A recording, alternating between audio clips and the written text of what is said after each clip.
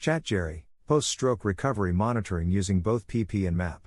Number 1408, October 28, 2025. Gerald C. EclaireMD Foundation. Category, Methodology. Preface. My recent stroke came from years of uncontrolled type 2 diabetes. During the first 20 years, from 1990 to 2009, I relied only on medications while keeping an unhealthy lifestyle. That period contributed to about 91% of the cause of my stroke. After my kidney crisis in 2010, I decided to change completely. I stopped all medications and focused only on lifestyle. Over the next 16 years, I lost 50 pounds, BMI from 32 to 25, and my average glucose dropped from 300 mg per deciliter, hemoglobin A1C 12%, to 126 mg per deciliter, hemoglobin A1C 6%. This period contributed only 9% to my stroke cause. How diabetes damages the brain. High glucose causes glycation and oxidative stress that damage blood vessel walls. When endothelial cells lose their function, inflammation starts and calcium begins to deposit inside these small vessels. Over time,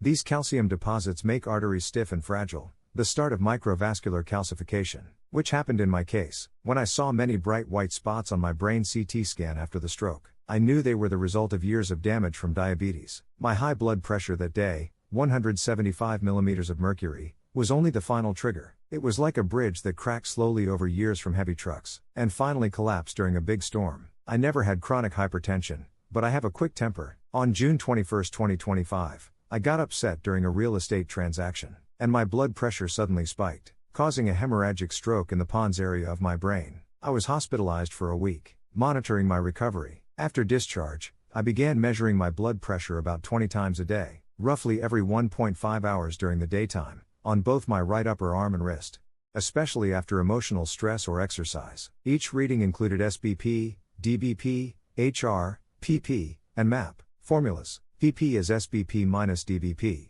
MAP is DBP plus PP divided by 3. During the first month after the stroke, both PP and MAP went up and down more than in the later 3 months. My blood flow and vessel control were still unstable then. Over time, my body regained balance, and both values became steadier, showing better blood flow and recovery. Results. My average MAP was 84.14 mm of mercury, range from 74 to 92. This shows that my brain and organs are getting enough oxygen and nutrients. My average PP was 44.49 mm of mercury, range from 36 to 55. This is a healthy range, meaning my arteries remain elastic. MAP reflects perfusion stability and oxygen delivery, while PP shows vessel elasticity and stroke risk. In summary, my MAP around 84 and PP around 44 mean my cardiovascular system is stable, my arteries are flexible, and my brain is well supplied with oxygen without excess strain. Scientific reflection. Even without detailed VMT energy calculations, this 4-month data shows that my body has reached a new balance. My MAP and PP are stable and far from dangerous levels, meaning my blood vessels have regained viscoplastic flexibility,